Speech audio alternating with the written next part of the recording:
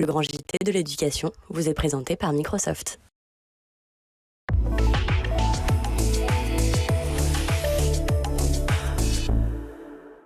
Bonsoir et bienvenue dans le Grand JT. Tout de suite le sommaire.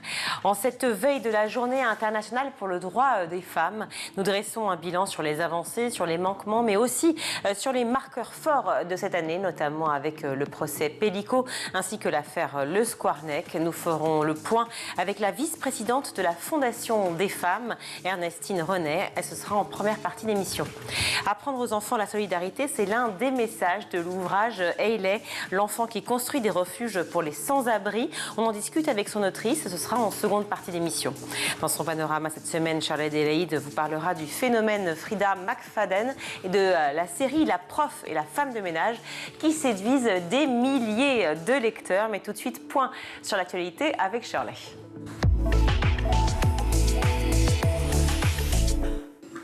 Bonsoir Shirley. Bonsoir Virginie, bonsoir à tous. On ouvre ce journal avec ces témoignages qui se multiplient après l'affaire Betaram. C'est un véritable MeToo des établissements catholiques. Oui, c'est un mouvement général de libération de la parole venant d'anciens élèves d'autres établissements privés catholiques chez qui cette affaire, l'affaire Betaram, réveille des souvenirs douloureux. Il s'agit de dénoncer les violences physiques et sexuelles subies pendant leur enfance, leur adolescence. On l'a vu ces derniers jours, d'après les témoignages, de telles violences ont eu lieu à Notre-Dame de Garaison dans les Hautes-Pyrénées, à Notre-Dame du Sacré-Cœur aussi à Dax, et parfois le silence est brisé après de longues décennies. C'est une libération mais aussi un devoir de solidarité. Alain Esquer représente les victimes de Betaram. Il œuvre pour une union des collectifs. Pour moi, c'est un MeToo scolaire de l'école catholique. On est 7 établissements à être représentés, mais en fait, c'est tous les jours qu'on me contacte pour constituer une page sur Facebook ou un groupe WhatsApp. Et c'est une ampleur nationale que prend progressivement l'affaire Notre-Dame de Betaram, car des témoignages visent désormais des établissements situés à Ustaritz, près de Biarritz, au Relecq-Quéruon, dans le Finistère en Bretagne, ou à Neuilly-sur-Seine en Île-de-France. Il s'agit en l'occurrence de l'Institut Saint-Dominique. Et pour protéger les mineurs, aujourd'hui, on met en place des sanctions pour les sites pornographiques qui ne vérifient pas l'âge des utilisateurs. Oui, c'est la conséquence d'un arrêté ministériel publié hier. Il concerne plus précisément les sites étrangers accessibles en France, comme Pornhub ou YouPorn. 17 sites sont concernés, dont 6 ont fait l'objet d'un contrôle de l'Arcom. Aucun d'entre eux n'installe de système de vérification d'âge, ce qui leur vaudra une lettre d'observation avant la prochaine étape, une mise en demeure du site par l'autorité de régulation sous 15 jours, site qui devra faire une modification dans les 2 semaines pour s'assurer de la majorité de l'internaute tout en respectant sa vie privée. En cas de non-respect de ces conditions, l'Arcom pourra bloquer le site pendant 2 ans. Direction Marseille à présent, où une vidéo homophobe, antisémite et xénophobe diffusée par des étudiants fait l'objet d'un signalement au parquet. Oui, un signalement de la part de la prestigieuse école d'ingénieurs Centrale. Tout est parti d'une campagne d'élections associatives étudiantes, comme il s'en organise habituellement dans ces écoles. Cette campagne s'est déroulée en novembre dernier et c'est dans ce cadre qu'a été réalisée une vidéo censée être humoristique et légère, mais où l'on voit, d'après le site d'information Mars Actu, qui a révélé l'affaire, une croix gammée où l'on entend des propos racistes et xénophobes, des blagues sur les juifs, les arabes, les asiatiques et sur le viol des femmes. Elle a été signalée, cette vidéo, à la direction par des étudiants et des professeurs particulièrement choqués.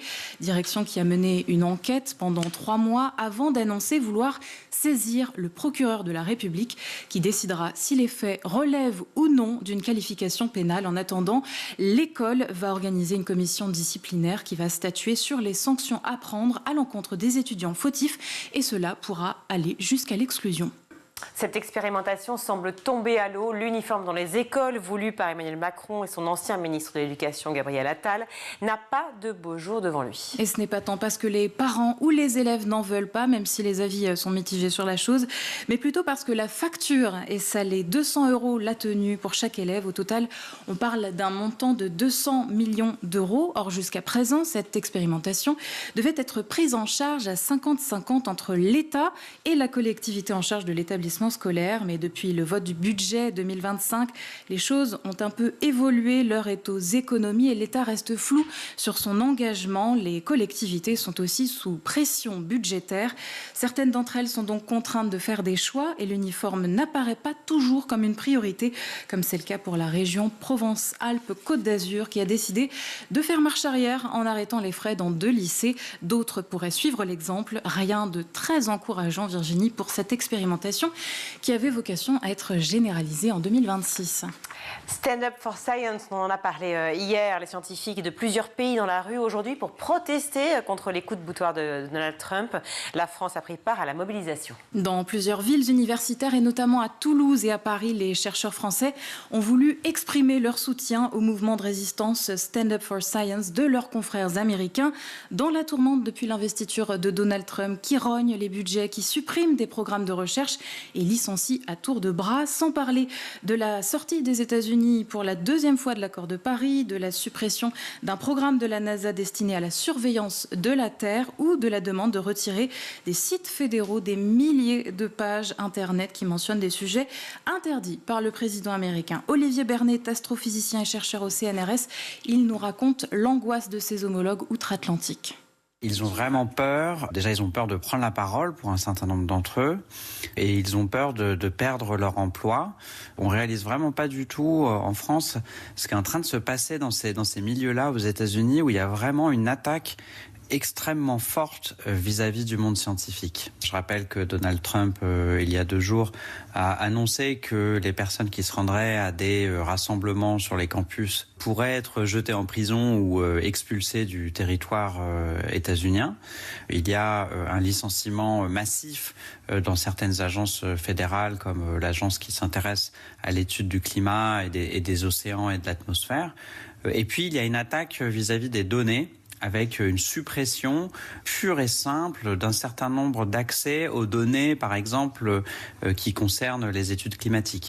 Le mouvement Stand Up for Science le rappelle, la coopération internationale étant essentielle au progrès des connaissances, les réductions budgétaires qui affectent les laboratoires américains pourraient avoir des répercussions significatives sur nos recherches en France et en Europe. Quand l'actualité internationale touche toutes les générations, le risque d'un conflit avec la Russie, évoqué ouvertement par le président Macron mercredi soir, angoisse particulièrement les jeunes en France. Tensions internationales, la grande inquiétude des jeunes, c'est à la une du Parisien aujourd'hui, qui a consacré un dossier sur le sujet. Alors on y découvre l'impact psychologique du contexte international belliqueux sur ces jeunes qui font des thérapies et craignent pour leur avenir au point de ne plus vouloir d'enfants. Ces jeunes, dans leur majorité, estiment qu'une guerre est probable dans les années à venir et près de la moitié d'entre eux la croient possible sur le sol français, selon une étude publiée l'an dernier par le CNRS. La possibilité de voir la France participer à un conflit occupe leur conversation au quotidien, nous dit le Parisien, jusqu'à en faire des cauchemars. Certains se disent prêts déjà à s'engager. D'ailleurs, dans les CIRFA, ces centres d'information et de recrutement des armées en France, les questions fusent sur le climat actuel. Est-ce que mon enfant va aller sur le front en Ukraine? Est-ce qu'il y a des risques importants au vu de l'actualité? Les parents ne cachent pas non plus leur inquiétude.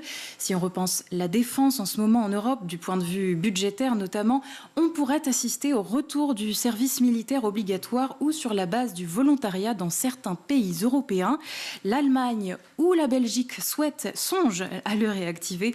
Pas encore la France qui, pour rappel, a abandonné le service militaire obligatoire en 1997. Autre sondage du Parisien il y a quelques jours. Que pensent les jeunes de l'argent dans le couple? Si la femme gagne plus que l'homme, est-ce un sujet? Un quart des couples hétérosexuels sont dans cette situation où la femme est mieux payée que l'homme, selon la dernière étude Via Voice, Boursobank, Natixis, un chiffre stable depuis 15 ans. Alors, est-ce que c'est un sujet, Virginie? Alors, pas pour Quentin, ce jeune actif qui gagne 1 500 € de moins que sa femme. Il était au micro de France Inter. Moi, je l'ai connue, j'étais au RSA, elle gagnait déjà, je pense, 80K, donc toujours eu cet écart. Et ça me permet de réaliser des projets communs, donc moi, je suis à l'aise avec ça. La preuve, je gagne beaucoup moins que ma meuf, c'est que je le vis bien. Ouais. Pas de problème pour Quentin, manifestement, mais selon l'étude en question, 25% des jeunes redoutent des tensions dans les relations si la femme gagne plus. Les explications de la rédactrice en chef du magazine Vive à l'origine de ce baromètre, Valérie Lyon. la génération MeToo, et donc avec des jeunes femmes qui sont davantage dans une position de revendication et des jeunes hommes qui subissent un petit peu cette volonté des femmes de prendre enfin leur place pleine et entière, et donc inévitablement ça peut créer des frictions. Et aujourd'hui, à la veille de la journée internationale des droits des femmes, puisque demain c'est le 8 mars, on rappelle que c'est quand même la majorité des femmes qui gagnent moins que les hommes, avec un écart de salaire de 14,2% à temps de travail égal, selon les derniers chiffres de l'INSEE, fondés sur l'année 2023. Merci beaucoup, Shirley. Inscription de la liberté de recourir à l'IVG dans la Constitution, démocratisation des tests de détection de l'endométriose, mais aussi les mois marquants du procès Pellico, l'affaire Joël Squarneck ou encore le retour de Donald Trump à la présidence. Eh bien, quel bilan dresser des avancées, reculs et menaces qui pèsent sur le droit des femmes? On en parle tout de suite.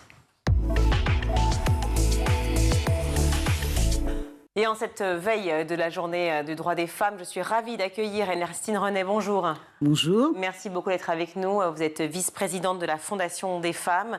Alors, à défaut de faire peut-être comme tout le monde, ou en tout cas de bâcher, on va commencer par saluer, peut-être, si vous le voulez bien, les avancées, parce qu'il y en a eu en matière de droits des femmes depuis des décennies. Alors, évidemment, il faut prendre sur le temps long pour qu'on puisse se rendre compte, mais on peut parler déjà peut-être du droit de vote, du droit de travailler. C'est important, oui, bien sûr. Sans demander l'autorisation du mari, surtout. Voilà, sans demander l'autorisation. Peut-être aussi, puisqu'il y a une étude qui est apparue il y a quelques jours, effectivement, sur les inégalités salariales, qui quand même, malgré tout, persistent, mais ont été réduites d'un tiers en 30 ans.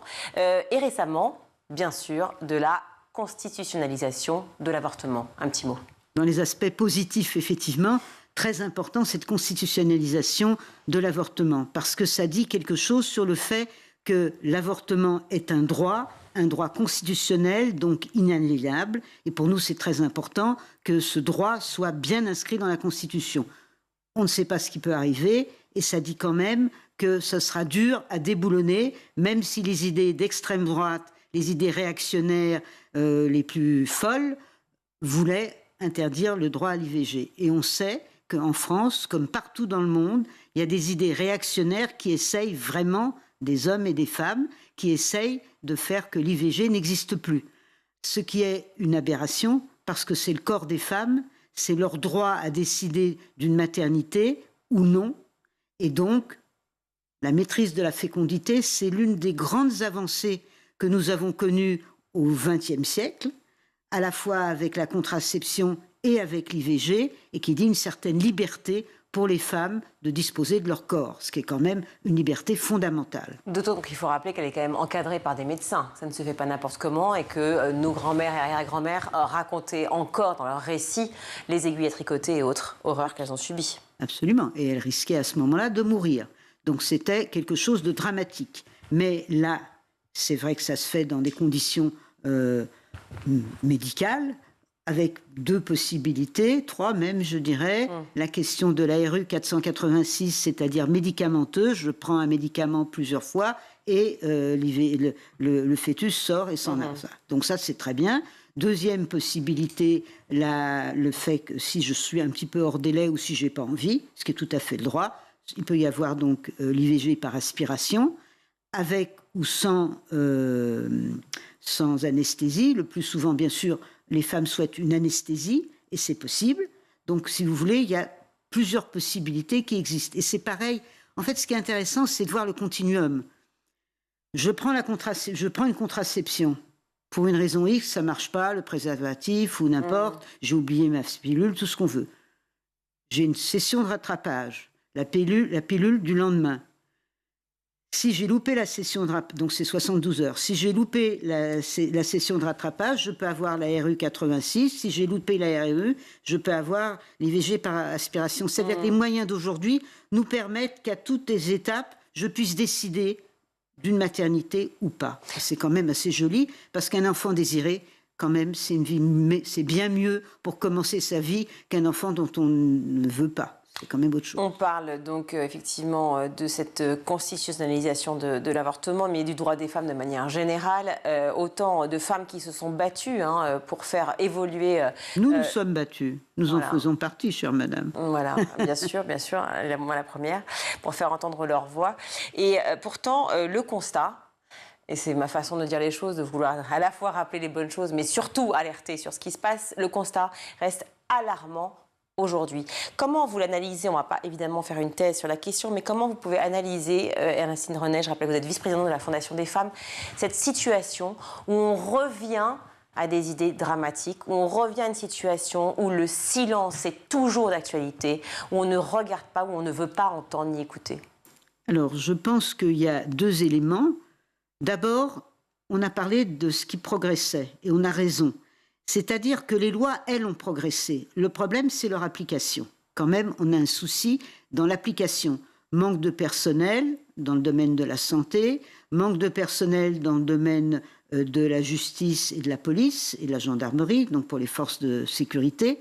Et du coup, par exemple, sur la question des violences faites aux femmes, on a un problème de personnes et de volonté d'appliquer. Donc ça, c'est une chose. Et puis après, il y a les idées réactionnaires, les idées masculinistes, les idées rétrogrades qui, elles, essaient de se frayer, toujours, c'est pas nouveau, essayent de se frayer un chemin. Mais est-ce que c'est pas de pair, ça va pas de pair l'un et l'autre? Parce que la mise en application, pourquoi elle ne se fait pas, justement? Vous avez sans doute remarqué que les budgets, c'est pas un scoop.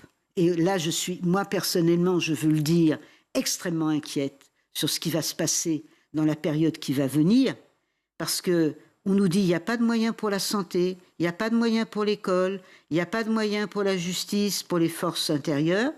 Et de l'autre côté, on va nous dire qu'il y a des centaines de milliards qui vont être dépensés pour l'armement, pour l'industrie de l'armement, c'est-à-dire pour tuer quand même, soyons clairs. Et ou se défendre, question de point de vue. D'un seul coup, on va trouver des milliards. Moi, ça me pose un vrai souci. Vous savez, à la Fondation des droits des femmes, on a par exemple évalué le fait qu'il fallait, pour lutter contre les violences faites aux femmes, 2,6 milliards. Ça paraît pas beaucoup.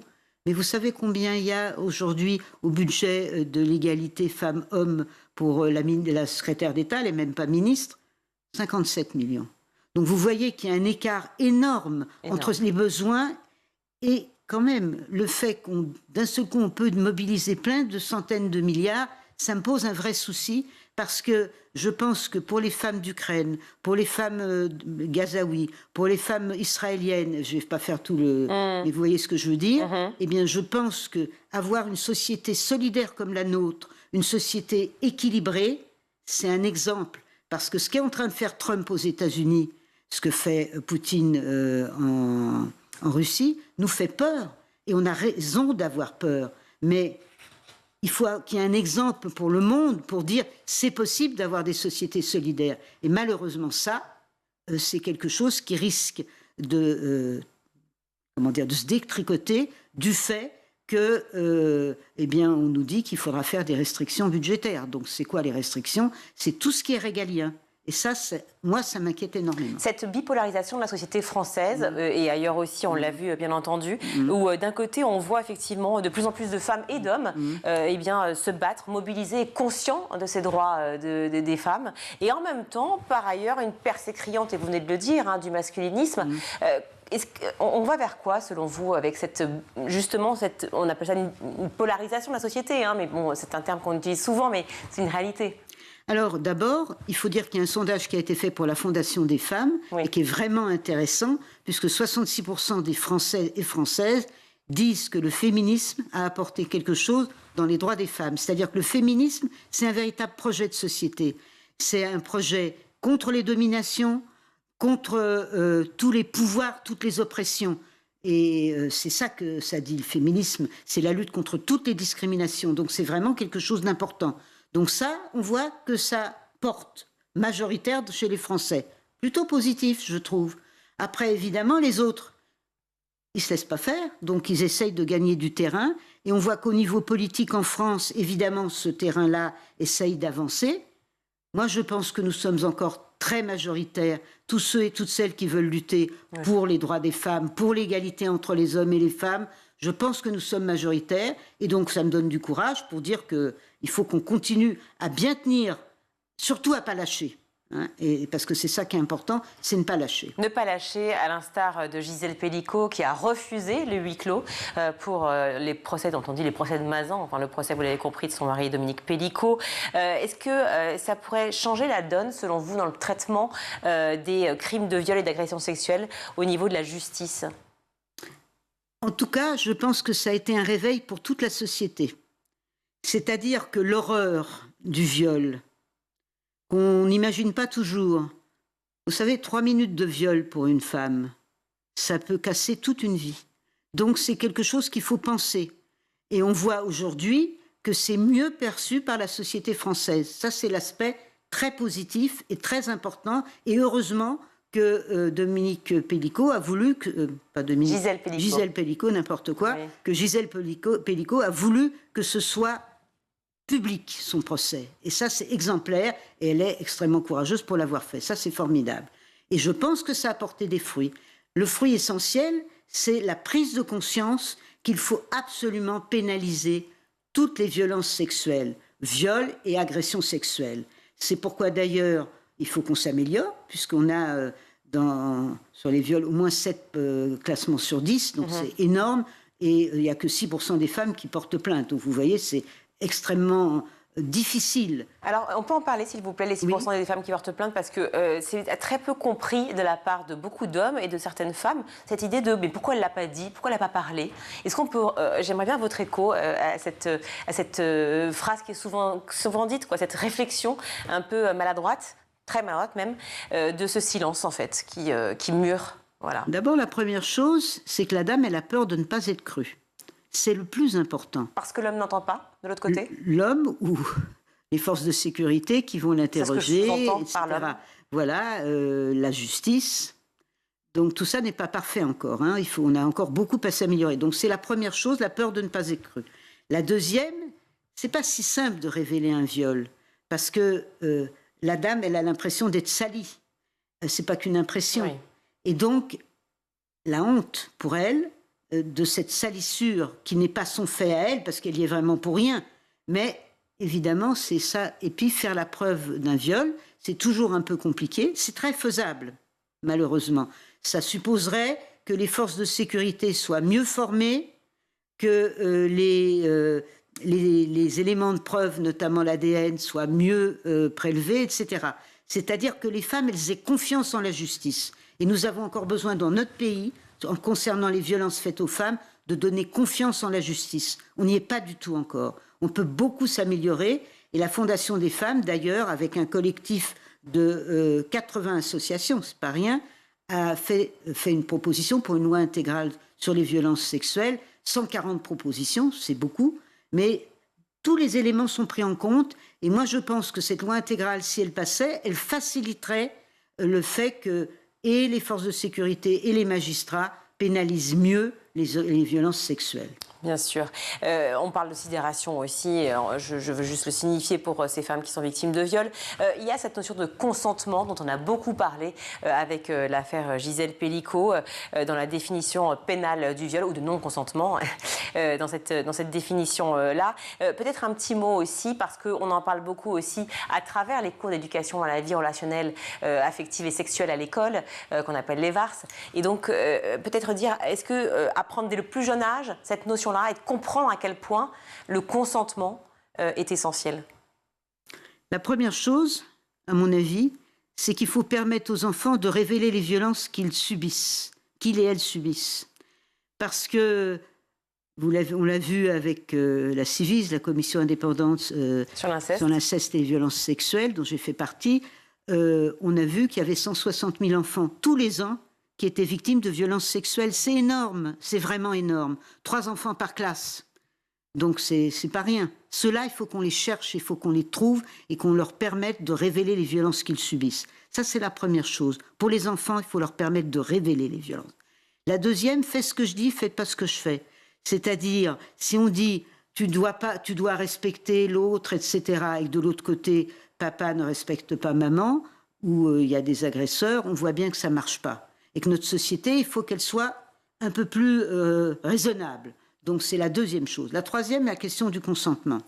La loi telle qu'elle est faite aujourd'hui, elle dit déjà, et d'ailleurs pour Gisèle Pellicot, on a bien vu que ça a fonctionné, la loi telle qu'elle existe, il n'y a pas besoin d'en rajouter. Si elle est appliquée, elle fonctionne. Tout acte de pénétration sexuelle ou tout acte bucco-génital sur la personne de l'auteur ou sur la personne de la victime, par contrainte, menace, surprise, violence. La contrainte, c'est déjà, en fait, le consentement ou pas. Donc il n'y a pas besoin de le rajouter dans la loi. Il suffit d'appliquer la loi dans son esprit. C'est ça qu'il faut qu'on fasse. Parce que l'intérêt, et on le doit à Gisèle Halimi quand même à l'époque, c'est de regarder, donc l'avocate formidable qui a travaillé justement sur le viol, c'est qu'il faut regarder ce que fait l'agresseur plutôt que de regarder ce que fait la victime. Parce que sinon on va lui dire, ce que vous avez dit tout à l'heure, pourquoi vous n'avez pas porté plainte plus tôt? Pourquoi vous n'avez pas dit non, j'étais tétanisée, je ne pouvais plus rien dire tellement j'avais peur de mourir? Eh bien, c'est ça.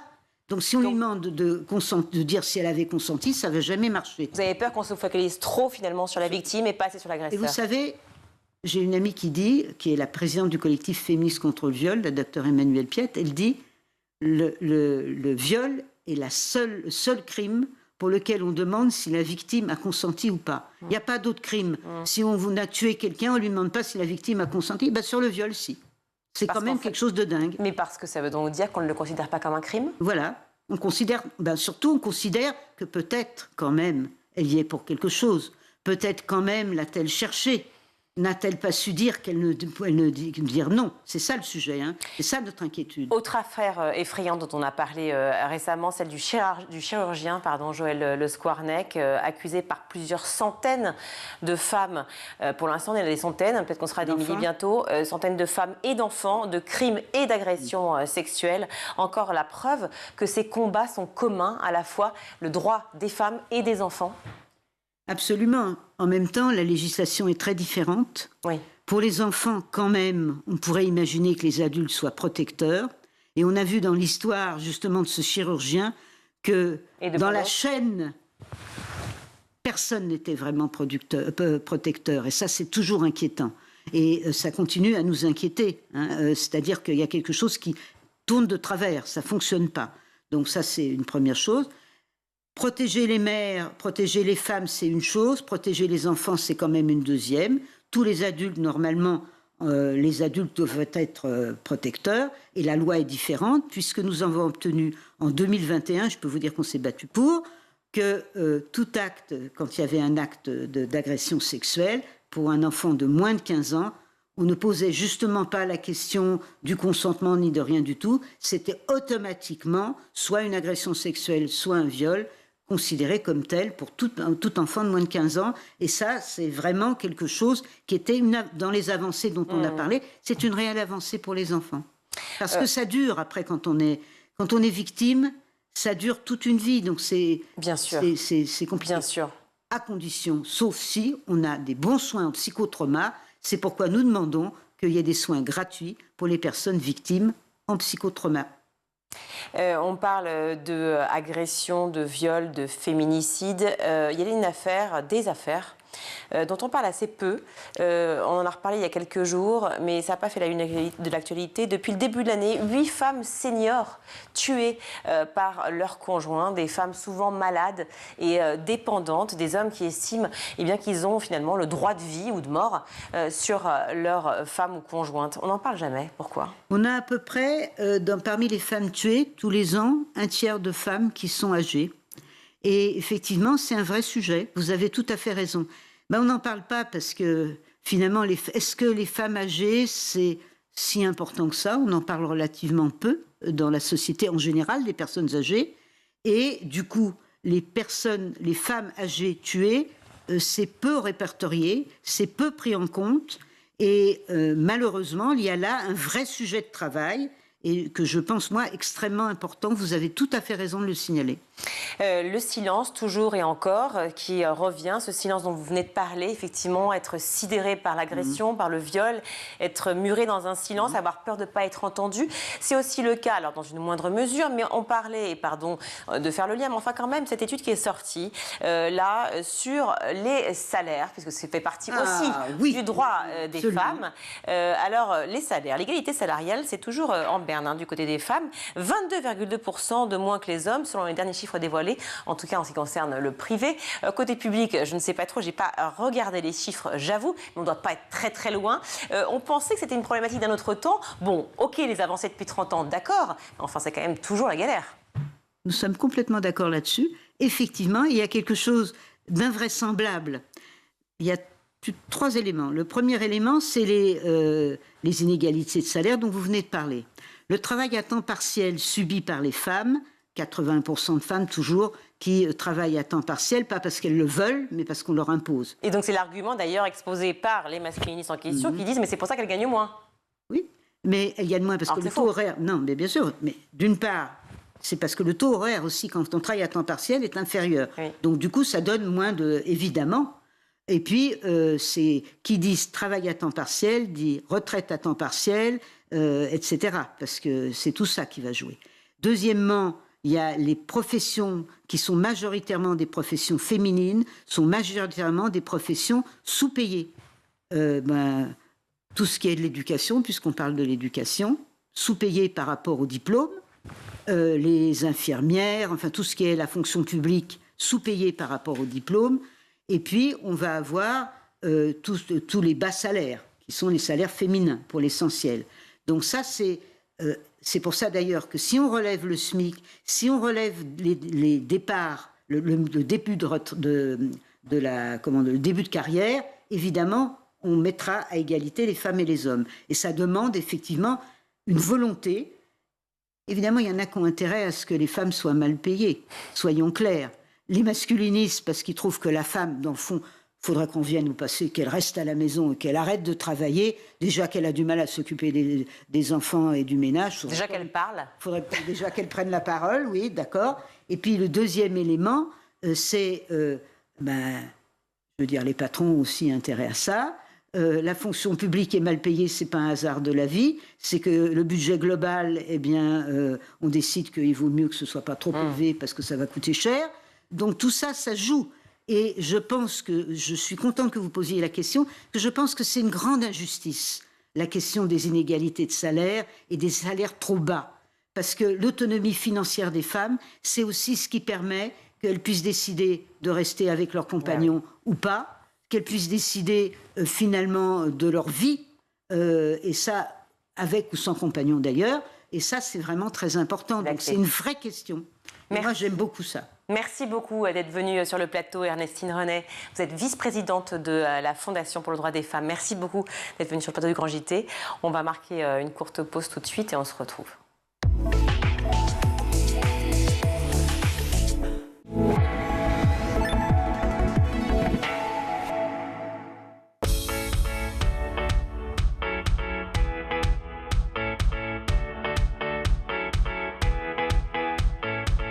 Chaque matin dès 6h30, retrouvez Emmanuel Davidenkoff et son équipe dans La Quotidienne. En compagnie d'un invité fil rouge, il vous donne des clés de compréhension et des conseils pratiques en matière d'éducation et de parentalité. C'est important d'adopter des mesures hygiéno-diététiques, c'est important de savoir bien manger, de bien s'hydrater, d'avoir un bon sommeil. À partir de 9h, Patrice Boisfer prend le relais dans le MAG. Au cœur des territoires, la parole est donnée aux élus et aux élèves qui font bouger l'éducation partout en France. Je voyais pas énormément de jeunes, je me reconnaissais pas énormément dans les listes parce qu'il n'y avait pas de jeunes, il n'y avait pas de sportifs et je me suis dit pourquoi la politique ça touche que certaines personnes. À 12h30, School TV vous ouvre les portes de l'école du futur. Avec son équipe de chroniqueurs, Philippine Dolbeau met en lumière des acteurs engagés et des innovations pédagogiques qui façonnent l'école de demain. L'usage qu'on peut faire d'un téléphone et celui d'un ordinateur est complètement différent. Sur l'ordinateur, on parle bien d'un usage pédagogique. Pour le cours, le téléphone, on aborde plutôt la question des réseaux sociaux. Je ne pense pas que les enseignants prônent d'utiliser TikTok ou YouTube. Tous les soirs à 20h30, dans le grand JT de l'éducation, Virginie Guillaume fait le point sur l'actualité du jour. Politiques et acteurs de l'éducation se questionnent sur l'avenir de nos enfants à l'école. Le double objectif de tout ce que nous avons fait, qui est la boussole de toute l'action, c'était 2 objectifs que j'affichais toujours, c'est-à-dire 1, hausser le niveau général des enfants de France, deuxièmement, baisser les inégalités, donc rapprocher les plus défavorisés du reste du groupe et que tout cela monte, ce que j'appelle parfois niveler par le haut. Chaque samedi et chaque dimanche, Malika Ménard reçoit une personnalité qui raconte ses souvenirs d'écolier et dévoile sa vision de l'école d'aujourd'hui et de demain. L'amour devrait être enseigné à l'école, l'empathie devrait être enseignée à l'école, la vraie éducation civique, l'amour de l'autre, l'amour des plantes, le respect de l'environnement profond, l'alimentation vraie, ça devrait être enseigné à l'école. School TV, imaginons ensemble l'école de demain.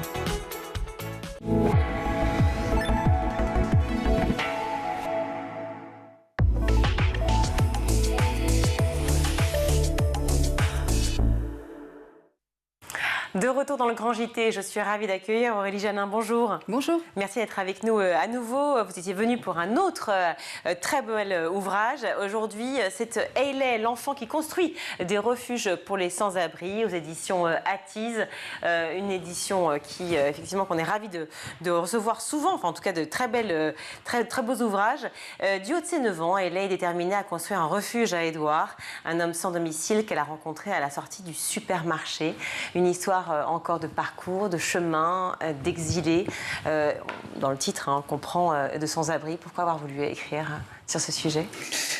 Parce que je trouve que c'est une très belle histoire, que cette histoire d'Hayley qui incarne un peu ces enfants qui, eux, décident de pas forcément passer sans rien voir. C'est-à-dire qu'elle voit qu'il y a quelqu'un qui est assis par terre et qui demande de l'argent et elle décide de s'arrêter et de parler avec lui. Donc je trouve que c'est un très bel exemple. Et puis elle incarne ces enfants qui s'insurgent et passent à l'action. C'est aussi très chouette à raconter. Ce que vous dites aussi, c'est surtout qu'on ferme beaucoup les yeux par rapport à tout ce qui se passe autour de nous. C'est une façon de... Ouais, de fait, c'est peut-être aussi une façon de se préserver, mais c'est vrai que les enfants ont cet élan naturel pour dire mais non, mais ça se fait pas ou c'est pas juste. Et elle s'arrête en l'occurrence. Alors elle n'a pas tout de suite le projet de construire ce refuge, mais elle fait ce premier pas d'humanité de s'arrêter face à Edward et de lui offrir un sandwich déjà pour lui donner à manger. Alors on la voit grâce aux illustrations de Laura Giraud. Hayley, c'est une petite fille qu'on imagine assez vive, vivace, sympathique, motivée. Et effectivement, elle a plein d'idées pour construire, pour rénover, pour donner vie systématiquement. C'est une histoire vraie, je le répète, mais donc c'est le principe de cette collection. Comment vous avez déjà eu écho de cette histoire ? Alors en fait, dans cette collection, avec l'éditrice Amaya Renaudin, on est très à l'affût de ces histoires vraies d'enfants, même pas d'adolescents, vraiment d'enfants. Donc on essaie de suivre, de guetter. Donc là, c'est via son compte Facebook, parce que ça a été très documenté par sa maman à l'époque. Donc c'est par ce biais-là qu'on a découvert l'histoire d'Hayley et puis de sa sœur et de sa famille, parce que Hayley a construit ce refuge. Mais voilà, ils plantent aussi des légumes dans la famille pour donner à des banques alimentaires, etc. Donc il y a une vraie culture de... Voilà, c'est ça, c'est la culture de l'engagement. C'est ce que je voulais dire à travers ces illustrations qu'on voit dès le début, effectivement, dès l'ouverture de ce livre. De ce livre, oui, cet ouvrage magnifique. Donc on la voit là en train de bricoler, effectivement, le potager, le verger, les plantations, ces fameux sans-abri qui sont malheureusement trop souvent là. Comment s'opère, comment elle raconte en fait cette rencontre ? Il y a vraiment ce moment qui fait un peu bascule pour elle de se rendre compte en fait que Edward vit à la rue. Donc il y a vraiment ce moment, cette prise de conscience, et quand on raconte cette histoire à des enfants là en école ou en bibliothèque, c'est toujours intéressant de constater qu'il y a ce moment de prise où ils réalisent qu'on peut effectivement vivre dans la rue. Donc tout le monde, selon s'il vit à la ville, à la campagne, n'est pas non plus confronté à ça.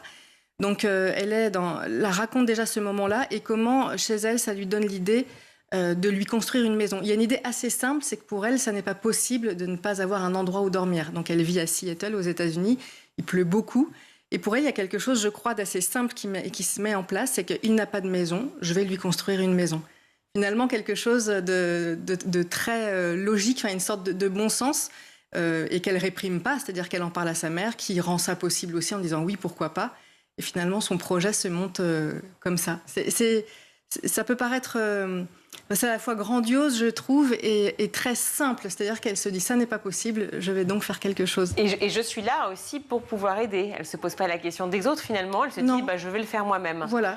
Ce qui est assez peu souvent le cas, malheureusement. Oui, et puis je crois on compte beaucoup sur les autres. On compte sur les autres, et puis il y a aussi le fait que l'enfant a cette impulsion, et si elle construit ce refuge toute seule, il y a le fait que les adultes autour ne lui laissent pas penser que ça n'est pas possible. Ça, c'est aussi chouette dans cette histoire. Elles sont dans un magasin, dans un centre commercial, on imagine un supermarché. En fait, toutes les deux, elles font les courses. Il y a aussi cette idée, effectivement, forcément de la faim pour cet homme qui est sans abri.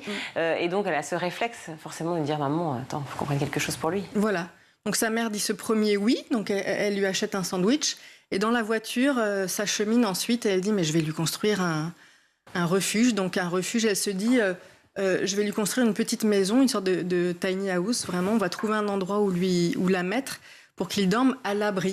Donc ça vient, je trouve, aussi interroger cette idée très simple de on devrait tous, et c'est ça l'idée, c'est que ça vient convoquer notre droit au logement, de tous de vivre dans un endroit où on se sent en sécurité, à l'abri des éléments de... Ça convoque notre humanisme, effectivement, quand on la voit, elle, motiver ses propres parents, effectivement, à construire ce refuge. Pour elle, il n'y a pas de notion d'éventuelle méchanceté de l'homme, je ne sais pas, de toutes ces idées, de ces préjugés qui pourraient traverser la tête de certaines personnes. Au contraire, elle se dit, non mais voilà, c'est un être humain comme les autres. Voilà, et je peux, moi, faire quelque chose pour lui, donc lui construire cet endroit. Il y a quelque chose, je disais, une sorte d'impulsion individuelle, et puis il y a effectivement ce collectif qui vient se greffer autour de qui va lui donner une porte qu'il n'utilise plus pour son abri de jardin, des fenêtres, un magasin de bricolage qui va offrir des pots de peinture, sa sœur qui va coudre des rideaux. Et ça vient, je trouve, dire aussi que il y a le fait d'avoir un toit au-dessus de sa tête, et puis il y a ce qui fait foyer aussi. Et un foyer, c'est pas uniquement avoir un toit au-dessus de sa tête, c'est savoir que on va s'y sentir bien, que d'autres l'ont pensé pour nous. Donc il y a un peu tout ça, je trouve. Et puis l'engagement d'un enfant, d'un coup, on ne peut pas dire non. Enfin, je veux dire, on n'est que à ramener nous-mêmes à nos propres valeurs, notre humanité. Donc elle motive tout le monde, elle motive tout un quartier. Chacun apporte finalement des choses pour cet homme, et puis pour d'autres peut-être aussi potentiellement. Oui, voilà, c'était son projet, c'est de faire... d'autres refuges pour d'autres personnes. Mais effectivement, ça vient poser ces questions de derrière quoi on se cache, nous, souvent, adultes, parce qu'il y a plein de raisons de ne pas passer à l'action, enfin, il y a plein de raisons de ne pas faire tout le temps. Et ces enfants, dans cette collection... C'est comme ça qu'on les... Voilà, c'est ça, on s'en donne, en tout cas, on s'en trouve. Et là, elle dit, voilà... un problème, une solution, je vais le faire. Pour écrire cette fameuse histoire vraie, donc la traduire comme ça à la fois par l'écrit et par les images, puisque c'est un travail de concert que vous avez opéré avec l'illustratrice Laura Giraud. Comment vous avez fait, par quel moment vous êtes passé en fait dans le récit? Oui. Parce que quand on s'était vu pour l'histoire vraie de Mohamed, je l'avais rencontré, donc ce qui n'est pas le cas d'Ailey, donc qui vit à Seattle. Là, je suis passée par ce fameux compte Facebook qui était très, très documenté. J'ai pas réussi à les contacter. Je crois qu'il y a eu un problème de santé dans la famille, donc elles n'étaient pas joignables. Mais il y avait quand même beaucoup, beaucoup de contenu. Et quand on met tout bout à bout, je peux aussi retrouver la météo qu'il fait à Seattle à la date où je sais qu'ils ont livré la tiny house, etc. Donc c'est vraiment collecter toutes ces informations et les relier entre elles pour voir comment les choses se sont faites. Et puis il y a cette part, voilà, dans les creux, on met de la fiction, mais de la fiction qui n'est pas impactante, qui ne change pas le sens du récit et la réalité de ce qui s'est passé pour Ailey. Et puis à partir de ce texte-là, alors, il y avait le désir chez moi, j'ouvre et je ferme l'histoire d'Ailey avec cette idée qu'elle regarde la Terre depuis l'univers, et pour dire que voilà, on est bien peu de choses et on est tout petit et ça ne nous empêche pas d'agir. Moi, j'ai voulu le composer comme ça. Et après, c'est Laura Giraud qui a œuvré à réaliser ces magnifiques dessins pour avoir à la fois ce trait très enlevé, très très joyeux parce que c'est une histoire qui parle de quelqu'un à la rue, mais qui parle quand même de toutes les solutions qu'on peut trouver. Donc, toutes les solutions, évidemment, notre humanisme, et puis l'engagement, encore une fois, l'engagement qu'elle a fait naître aussi chez certaines personnes, peut-être de son entourage, qui étaient peut-être un peu apeurées, qui ne voulaient pas regarder, qui ne savaient peut-être pas comment agir. Et finalement, pour un enfant, ce que vous disiez, c'est assez simple, quoi. On va construire, finalement. Pourquoi vous poser la question? Comment réagissent les enfants, les élèves que vous avez rencontrés, à qui vous avez lu ce bel ouvrage? On mène des ateliers autour de cet ouvrage-là où on invite les enfants à réfléchir à la cause qu'ils ont envie de défendre eux et comment ils pourraient s'y prendre.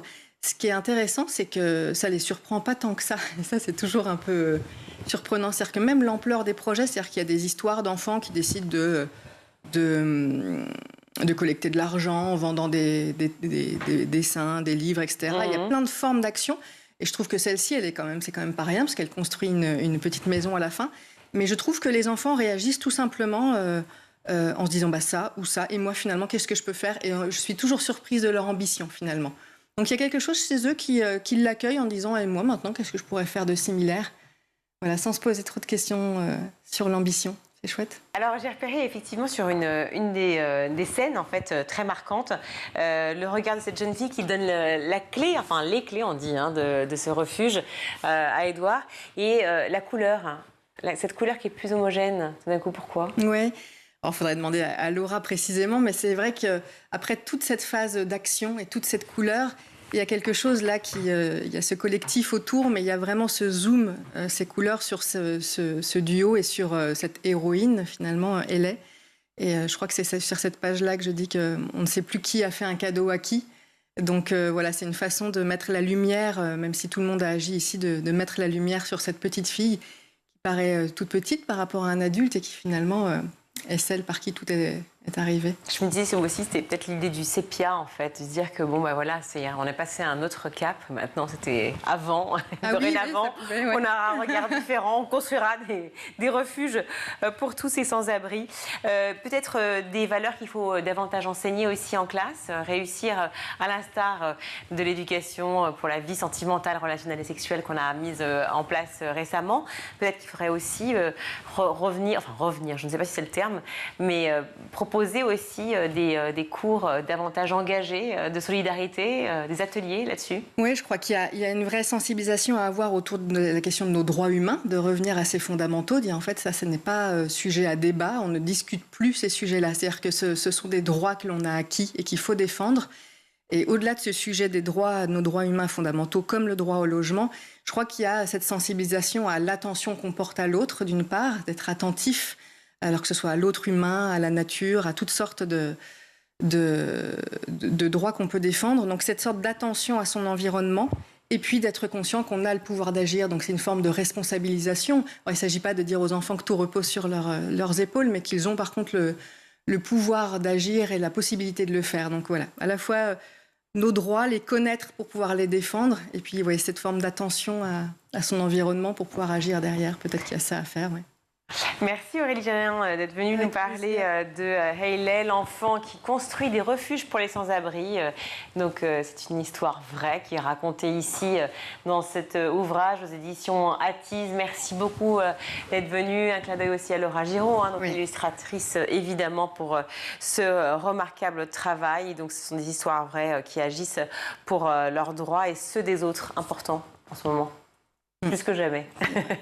Merci beaucoup. Merci. On va retrouver tout de suite Shirley pour sa chronique.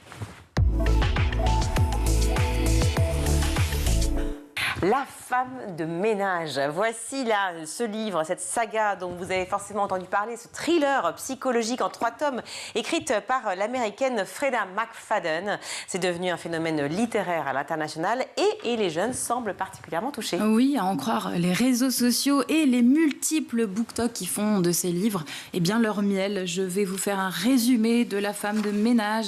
Ma tête, quand j'ai découvert le dénouement, je mets 5 étoiles à ce livre, etc., etc. C'est une horde de jeunes qui ont participé et participent toujours à cette espèce de prescription online géante, en plus d'un bouche à oreille particulièrement efficace. Et tout cela contribue évidemment à faire grimper les ventes de ce livre.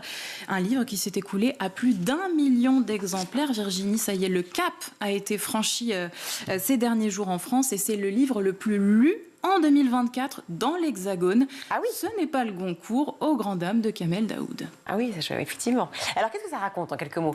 Alors c'est l'histoire d'une jeune femme, Millie. C'est une ex-détenue qui veut recommencer sa vie à zéro et qui va se faire embaucher comme gouvernante au sein d'une riche famille new-yorkaise. Patron très sexy, mais patronne pas très sympa, voire cruelle, qui lui attribue une chambre au dernier étage de la maison, dans le grenier, chambre mansardée, avec une porte qui ne se verrouille que de l'extérieur. Et donc du point de vue de Millie, de cette femme de ménage, on va découvrir tous les secrets de cette famille aux apparences bien rangées. Ajoutez-y une petite dose de romance, une pincée de sexe et beaucoup de cringe, Virginie, qui veut dire donc malaisant en anglais. Le tout est écrit simplement, c'est facile à lire, c'est surtout très prenant. Et ce serait donc la recette Freda McFadden, un certain art de vous tenir en haleine jusqu'à plus vous arrêter tant que vous n'avez pas lâché fini le livre. Xuan a 23 ans. Elle fait partie de ces nombreux jeunes qui ont lu La femme de ménage après en avoir entendu parler sur les réseaux sociaux. Voici ce qui l'a fait engloutir le bouquin. Je pense que ce qui rend accro dans cette histoire, c'est qu'on devine assez vite l'histoire, mais on a quand même envie d'avoir la confirmation que ce qu'on pense, c'est réel. Donc c'est pas forcément du suspense. C'est pas forcément le suspense qui rend accro, je dirais, mais c'est plus l'envie de valider nos théories, quoi. La femme de ménage, c'est aussi l'histoire de nombreux jeunes qui renouent avec la lecture. Écoutez, Anna, elle a 22 ans. Je ne suis pas une grande lectrice et je me suis remise à la lecture avec ce livre et ça a été une lecture assez facile parce qu'en fait on est vraiment captivé tout au long de la lecture. J'ai vraiment été happée. C'est pas une grande lecture, on va dire, c'est pas de la grande littérature, mais en tout cas moi ça m'a permis de passer un très bon moment et c'est vrai que j'ai dévoré le livre et j'ai été juste hyper à fond en fait. Hyper à fond, un peu comme quand on binge-watch les séries Netflix. Binge-watch. Mais oui, il y a beaucoup d'anglicisme, vous savez, dans mes chroniques. Et c'est pas pour rien s'il y a, tenez, encore des cliffhangers à la fin de chaque chapitre. Mais vous avez entendu Anna, elle dit que ce n'est pas de la grande littérature. Et alors ça, je peux vous dire qu'il y a eu un grand débat autour de ce sujet et que Nabila s'est retrouvée au milieu de ce débat puisque l'an dernier, elle a publié la liste de ses livres préférés. La femme de ménage en faisait partie, c'était son 3e préféré, je crois. Et là, tout le monde s'est moqué, puisque, selon les gens, ce n'est pas un grand livre, voilà. Mais ce serait pas le sempiternel lot de la littérature populaire d'être d'un côté adoubé par des millions de lecteurs, mais de l'autre snobé par la critique ou les puristes. En tout cas, quand même. 1 million atteint pour ce tome 1, je l'ai dit. Et pour les autres, pour l'ensemble de la saga, figurez-vous que c'est 1,9 million d'exemplaires qui ont été écoulés et ça comprend donc les secrets de la femme de ménage et la femme de ménage voit tout. Donc la suite du tome 1. Bon alors l'autrice, on peut en dire un petit mot peut-être? On va en dire 2, 3, 4, même si on ne sait pas grand-chose de cette autrice qui ne se montre pas beaucoup. Elle donne pas beaucoup d'interviews. Ce qu'on sait, c'est qu'elle est médecin. C'est un médecin spécialisé dans les lésions cérébrales et qu'elle vit dans la banlieue de Boston. Elle a 2 enfants, un mari et elle a commencé à écrire il y a 10 ans pour le plaisir, pour s'extraire un peu de son quotidien. Et maintenant, elle en est quand même à une vingtaine de livres publiés aux États-Unis, dont quelques best-sellers. Peu connue par ailleurs dans le monde et notamment en France avant la parution de La femme de ménage en 2022 chez City Édition d'abord. C'est l'éditeur Frédéric Thibault installé dans l'Eure qui a eu le nez creux. Écoutez. Ce qui s'est passé, c'est que vous avez des contacts avec différents éditeurs et différents agents internationaux qui régulièrement vous proposent des nouveautés parce qu'ils pensent que ça peut vous intéresser pour votre catalogue en France. Et donc, un jour, c'est l'éditeur anglais de Freda McFadden qui m'envoie un mail, comme j'en reçois beaucoup chaque jour, en me proposant ce texte, donc La femme de ménage de Freda McFadden. Et il venait tout juste de le publier en Angleterre. Le succès commençait à être vraiment au rendez-vous, mais on n'était pas du tout encore dans le phénomène international que Freda McFadden est devenu. Dans son mail, il a été un peu insistant en me disant vraiment il faut absolument que tu lises ce livre, il est vraiment génial, lis-le. Ça m'a beaucoup intrigué et du coup je l'ai commencé le soir même, le livre. et je n'ai absolument pas pu m'arrêter de le lire. Et donc je lui ai fait une offre tout de suite pour acheter les droits de traduction en français. Bon, après, ce sont les éditions J'ai lu qui se sont emparées aussi du tome 1 puis du tome 2 et les livres de Freda McFadden, je l'ai dit, un caracole en tête des ventes en France, mais aussi dans 7 autres pays, dont les États-Unis. Alors, les jeunes liraient de moins en moins de nos jours. Donnez-nous une Freda McFadden et ça nous les booste. Pour les plus impatients, le prochain tome est à paraître le 16 avril prochain. Il s'intitule La prof Virginie, l'histoire d'une prof qui mène une vie paisible avec son conjoint jusqu'au jour où un scandale éclate dans son établissement. Et là, elle va se retrouver au cœur de l'affaire. Suspense, suspense. Voilà peut-être une potentielle invitée pour Vous avez son la 06 suite. Non, mais en plus, il faut qu'elle accepte, parce que vous avez vu, elle n'est pas très interview. Mais il me semble qu'elle donne son mail, c'est ça, à la fin ? Tout à fait, à la fin. On peut tester. Voilà. Donc on peut essayer peut-être, pourquoi pas. Frida, si tu nous entends. Merci beaucoup. Je dis tu pour l'anglais, c'est you. Voilà, c'est générique. Merci à vous en tout cas, Charlet. On va tout de suite retrouver le meilleur de School TV avec le Zap. Donc 9 ans et 9 mois, c'est le temps qu'il aura fallu à Cécile et son mari Benjamin pour réaliser leur rêve, donner naissance à leur fille. Quels sont les effets de cette maladie sur la fertilité ? Alors, pour les femmes atteintes d'endométriose, c'est environ 25 à 40% d'infertilité. Donc voilà, c'est pas parce qu'on est atteinte d'endométriose qu'on est forcément infertile. Toutes ne sont pas concernées. Mais voilà, s'il y a des problèmes rencontrés pour avoir un enfant, qu'il y a la présence de cette maladie, il faut vraiment aller voir des spécialistes parce que c'est la première cause d'infertilité en France. Et voilà, comme vous l'avez dit, ça touche une femme sur 10. Donc c'est vraiment une des causes majeures d'infertilité. On parle donc de cette étude Médiamétrie dans laquelle on voit sur l'année Internet 2024 qui a été analysée par Médiamétrie qu'il y a plusieurs chiffres, mais notamment que le mobile représente 80% du temps passé en ligne avec des dizaines de sessions quotidiennes. Là-dessus, il n'y a pas vraiment quelque chose de nouveau, mais au-delà de la simple connexion, est-ce qu'on est en train de faire, selon vous, du smartphone une sorte de couteau suisse indispensable au risque de devenir totalement dépendant ? Est-ce que vous voyez cette dépendance progresser ou s'atténuer aujourd'hui ? Alors, ce qui est clair, c'est que déjà, au-delà du téléphone, il y a une augmentation de la fréquentation, enfin, du temps qu'on passe à fréquenter Internet. En 5 ans, on est passé de 2h06 par jour en moyenne, tout français confondu, les jeunes, les moins jeunes, à 2h40 en 2024. Donc, on a quand même une très grosse augmentation. Et forcément, puisque le smartphone est la première porte d'entrée, on passe 80% de notre temps dessus. Il est clair que le smartphone, au fil des années, est devenu de moins en moins un moyen de communication, du moins pour les appels, et est devenu en fait un petit ordinateur de poche. Finalement, on s'en sert pour le GPS, on s'en sert pour le divertissement, pour la gestion de nos finances. Et effectivement, il y a une dépendance qui se met en place, et ça a même un nom. C'est un nom qui a apparu en 2008 dans une étude. C'est la nomophobie, qui est un besoin obsessionnel en fait d'être sur son téléphone, voire passer beaucoup trop de temps, même au détriment de sa vie professionnelle ou personnelle ou sociale. Voilà, donc effectivement, c'est une tendance qu'on observe de plus en plus. Après, je pense que ça soit pour les jeunes ou les moins jeunes, encore une fois, on se rend quand même compte de plus en plus de cette dépendance et on a envie un petit peu de lutter. Vous dites que vous poussiez la porte de ce grand frère qui va devenir ingénieur et que quand lui vous expliquait ça fonctionnait, il vous expliquait comment ça, vous racontez. À mon avis, il m'expliquait avec des mots simples. C'est ça. Et en fait, je pense que ça, c'est vrai que là... Est-ce que j'oserais cette déclaration ? En mathématiques, évidemment qu'il y a de la rigueur. Évidemment que c'est important d'être précis. Mais il y a deux façons d'introduire les choses. Il y a une façon entre... Moi, je vais vous expliquer quelque chose et tout à la fin...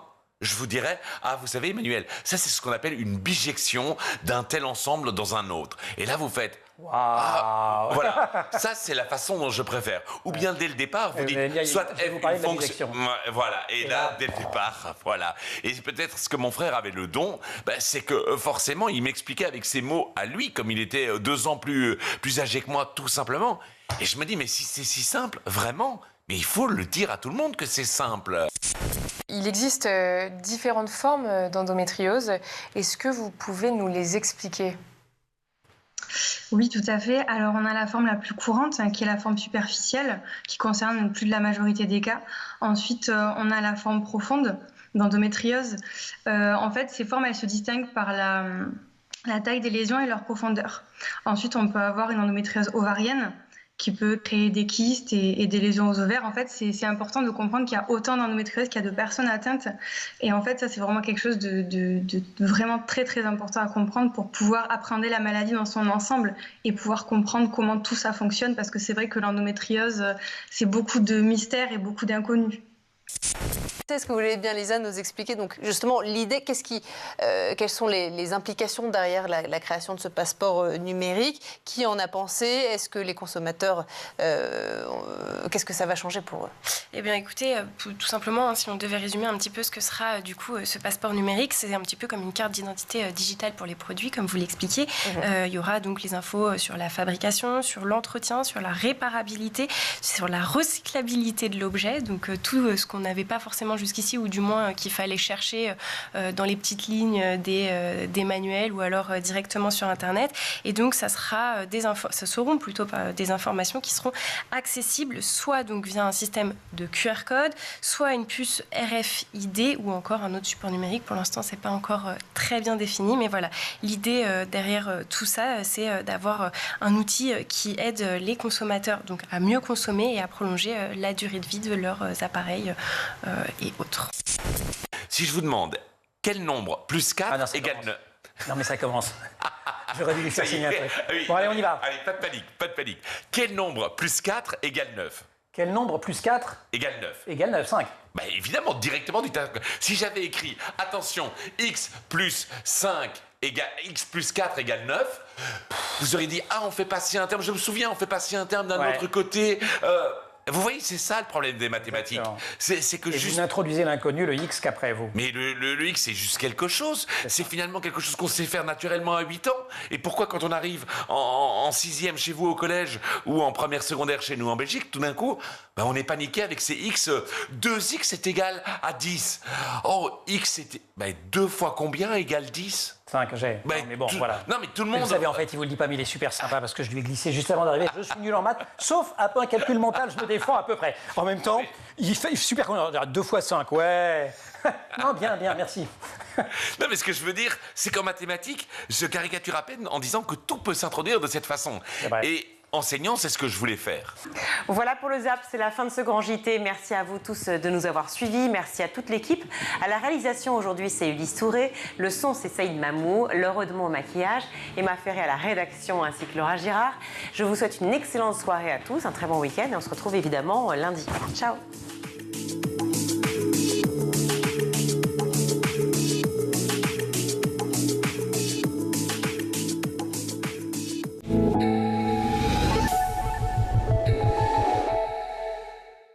Vous avez regardé le grand JT de l'éducation.